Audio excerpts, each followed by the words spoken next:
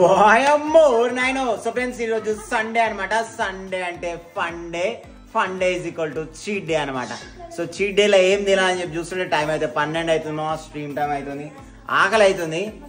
చూస్తేనేమో రాత్రి మిగిలిపోయిన బిర్యానీ అయితే ఉంది మా. చూస్తురా రాత్రి మిగిలిపోయిన బిర్యానీని చూస్తే తినాలనిపిస్తుంది, కానీ అలా ముక్కలు లేవు, నాకు ప్రోటీన్ సోర్స్ లేదు. సో ఎట్లా అని చెప్పి ఆలోచిస్తున్నా. యాక్చువల్లీ పన్నీర్ యాడ్ చేసుకుందాం అనుకున్నా, బట్ పన్నీర్ అంతా టైం పడుతుంది.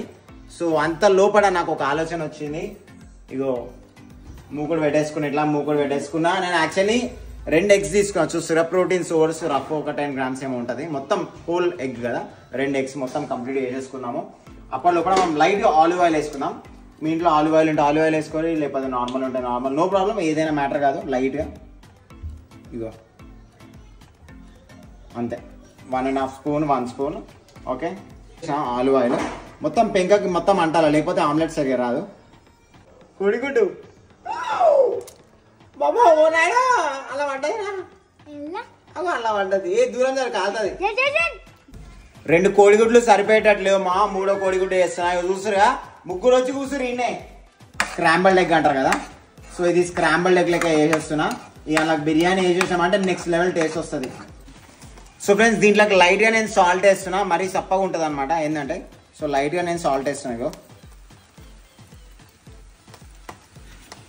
ఒక 2-3 minutes హాఫ్ బాయిల్ కాగానే డైరెక్ట్ ఇలా రైస్ డంప్ చేయడమే. సో ఇలా మటన్ ముక్కలు, చికెన్ ముక్కలు, ఏమేమో ఉన్నాయి ముక్కలు, అన్ని ముక్కలు వేసేసేద్దాం ఒకటే దగ్గర. వాయమ్మో ఊరినాయనో. ఓవెన్లో వేడి చేసుకోకుండా డైరెక్ట్ దీన్నేనేగా. మనం మామూలుగా తాలింపనం ఎట్లా చేసుకుంటాం గట్లనే, ఇట్లయితే గట్లా ఫస్ట్ వేసి పడేసి. సో ఇట్లా మొత్తం పైకి వచ్చినట్టు కలిపేసుకున్నామంటే అయిపోయాయి. స్క్రాంబుల్డ్ ఎగ్ అండ్ పన్నీర్, దీని టేస్ట్ చూద్దాం. 3 cheers బేబే.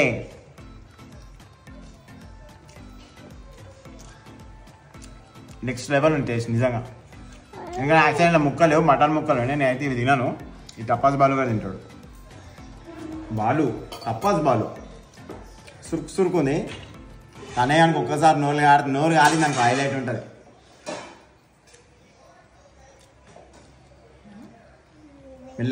మెల్లగా ఏమీ ఉందా, మెల్లగా స్లో కారం వద్దులే. చాలా చెప్పి